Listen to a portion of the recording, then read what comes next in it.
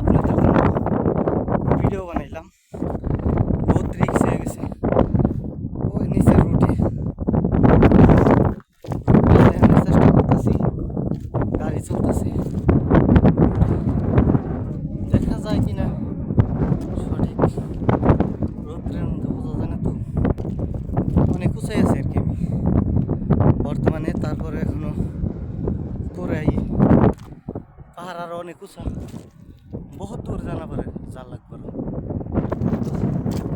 ভাবছিলাম 200-250 ফুট উপর, প্রায় 250-300 ফুট, 250 ফুটের উপরে উঠে গেছি।